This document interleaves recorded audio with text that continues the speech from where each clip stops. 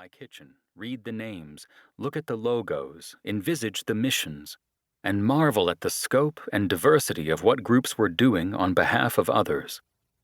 Later, I would store them in drawers or paper bags as keepsakes of the journey. Over the course of years, the number of cards mounted into the thousands, and whenever I glanced at them, I came back to one question.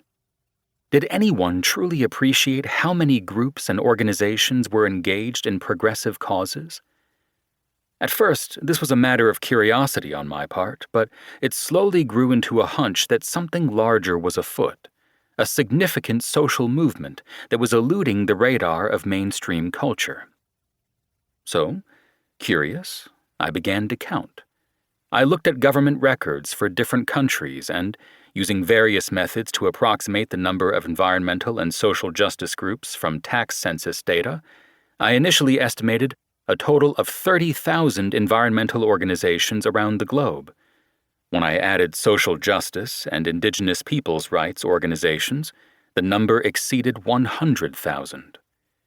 I then researched to see if there had ever been any equals to this movement in scale or scope, but I couldn't find anything, past or present.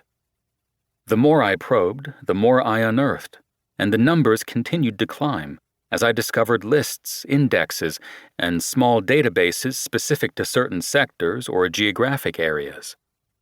In trying to pick up a stone, I found the exposed tip of a much larger geological formation.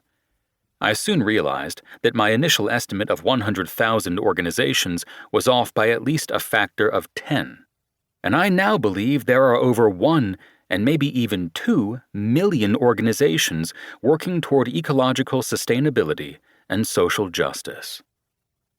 By any conventional definition, this vast collection of committed individuals does not constitute a movement. Movements have leaders and ideologies.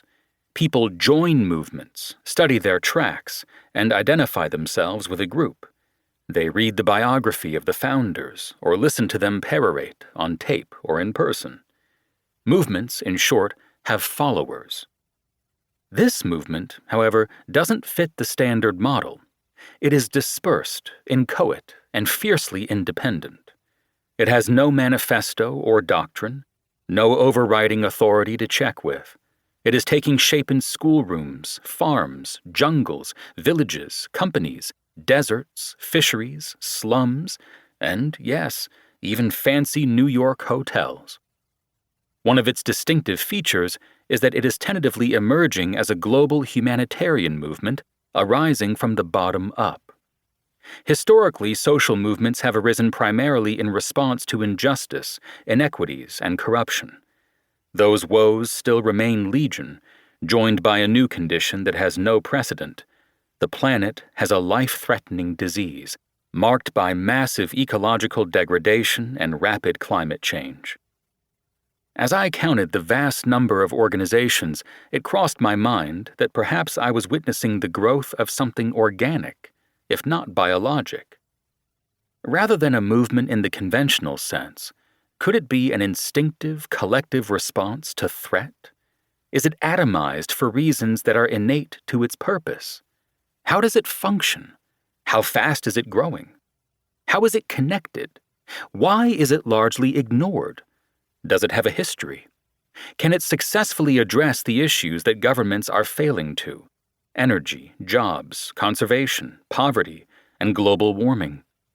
Will it become centralized, or will it continue to be dispersed and cede its power to ideologies and fundamentalism? I sought a name for the movement, but none exists. I met people who wanted to structure or organize it, a difficult task, since it would easily be the most complex association of human beings ever assembled. Many outside the movement critique it as powerless, but that assessment does not stop its growth. When describing it to politicians, academics, and business people, I found that many believe they are already familiar with this movement, how it works, what it consists of, and its approximate size. They base their conclusion on media reports about Amnesty International, the Sierra Club, Oxfam, or other venerable institutions. They may be directly acquainted with a few smaller organizations and may even sit on the board of a local